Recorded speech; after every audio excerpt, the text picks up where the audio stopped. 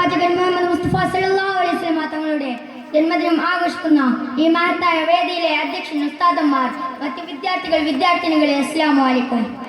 ചരിത്രത്തിൽ തങ്ങളിപ്പുകളാൽ ആലേഖനം ചെയ്യപ്പെട്ട ഒരു സംഭവമാണ് മുഹമ്മദ് മുസ്തഫ സല്ലല്ലാഹു അലൈഹി വസല്ലം തങ്ങളുടെ ജീവിതം.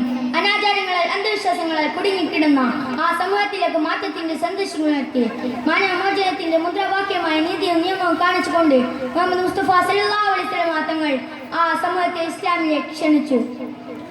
ആരാധനക്കാരൻ അള്ളാഹു മാത്രമാണെന്നും അന്ധപ്രവാചകൻ മുഹമ്മദ് മുസ്തഫ സല്ലല്ലാഹു അലൈഹി വസല്ലം തങ്ങളാണെന്നും അവരെ ഉത്ബോധിപ്പിച്ചു. എന്നാൽ അവരിൽ നിന്ന് പ്രതികാരത്തിന്റെ രോഷാഗ്നി ഉയർന്നു.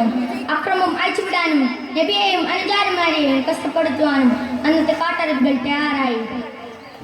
അബൂജഹൽ ഉൾപ്പെടെ പലരും നബിയെ വധിക്കണമെന്നും അതിന് തയ്യാറുള്ളവർക്ക് 100 ഒട്ടകം പാരിതോഷികം നൽകുമെന്നും വരെ പ്രഖ്യാപിച്ചു. അവർ നബിയുടെ വീട് വളഞ്ഞു. ഊരിപ്പിടിച്ച വാളുമായി നബിയെ വധിക്കാൻ തയ്യാറാവുകയും ചെയ്തു.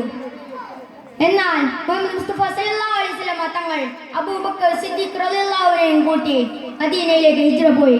അവർക്ക് കാണാൻ കഴിഞ്ഞില്ല. മദീനക്കാർ നബിയെ സസന്തോഷം സ്വീകരിക്കുകയും സ്നേഹം പ്രകടിപ്പിക്കുകയും ചെയ്തു. നബിയുടെ ജീവിതത്തിൽ വളരെ കഷ്ടപ്പാടുകളും പ്രയാസങ്ങളും ഉണ്ടായിട്ടുണ്ട്. അങ്ങനെ ത്യാഗം ചെയ്തു വളർത്തിയ അതിമഹത്തായ ദീനിനെ അതിന്റെ ഗൗരവത്തിൽ പരിപാലിക്കുകയും ആ ചിട്ടയിൽ ജീവിക്കുകയും വേണം. അള്ളാഹു നമ്മെ അനുഗ്രഹിക്കുമാറാകട്ടെ. ആമീൻ. ഇത്രയും പറഞ്ഞുകൊണ്ട് ഞാൻ എൻ്റെ പ്രസംഗം നിർത്തുന്നു. അസ്സലാമു അലൈക്കും.